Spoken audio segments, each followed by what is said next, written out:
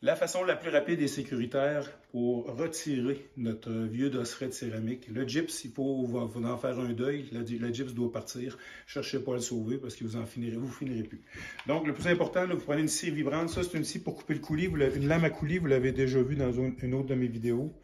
Ça coûte 5 $ des marques chinoises là, en quincaillerie, puis ça fonctionne très, très bien. Le plus important, si on ne veut pas briser le comptoir,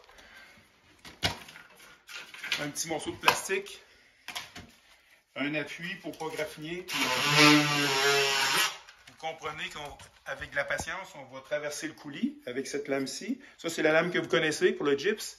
Le bois, le gyps pour tout usage. Regardez le paquet de fil qui est ici. Là.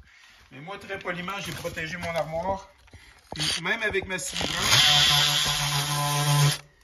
même si j'appuie sur le fil qui est caché derrière, que je ne savais pas qu'il était là. Okay? Vous comprenez? Je ne sais pas qui est là le fil. Sauf que la beauté de ces lames-là, eux autres, ne coupent pas. Curieusement, ça a été designé par les Allemands à l'époque de la Deuxième Guerre mondiale. Ils avaient enfin inventé une lame de scie qui pouvait enlever les plâtres des gens. Une façon de scier, une scie vibrante qui peut enlever les plâtres des gens sans couper la peau. Mais effectivement, la qualité qu'on recherche est ici. Si je fais le tour de mes armoires, malgré le fait que je peux découvrir des fils, c'est peu probable que je coupe le fil pour les raisons que je viens de vous expliquer. Puis ce qui est le plus simple, si on retire le gyps poliment, les caches-lumières, on va remplacer le gyps par un contreplaqué 1/2. On va mettre quelques fourrures pour mettre des appuis. Et puis, on ne peinturera pas, on ne retirera pas les joints. On va pouvoir simplement coller la nouvelle céramique, simplement sur le contreplaqué. Puis, vous comprenez que le contreplaqué étant plus fort que le gyps, dans les endroits qui n'ont pas d'appui sur le côté des portes, ça va fonctionner.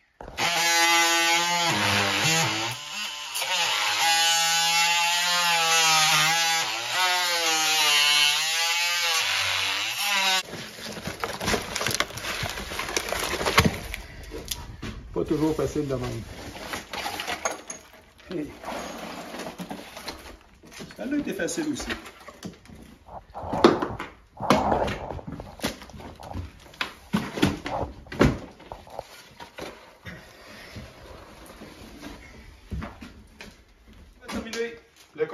Le contreplaqué, lui, c'est très solide. Donc, même vos appuis ici, les appuis sont solides. Donc, ça ne bougera pas. Si on appuie une céramique, ça ne cassera pas.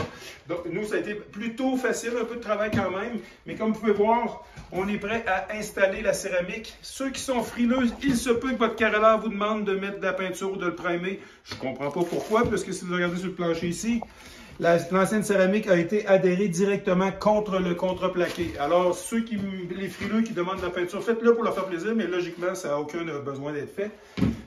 La céramique va adhérer sur le contreplaqué très facilement. La beauté, c'est qu'on n'a pas enlevé les armoires, on n'a même pas enlevé les caches-néons, puisque les caches-néons, dans ce cas-ci, étaient collés, non pas seulement avec des écailles, mais bel et bien collés sur les armoires, donc on avait un risque d'endommager. On a tout fait en place. Les chambranles sont toujours au même endroit, donc la céramique va se réinstaller, ça va être pratiquement le statu quo. La céramique va venir contre le chambranle. C'est pas ma façon préférée, moi, mais c'était comme ça avant, ça va revenir demain.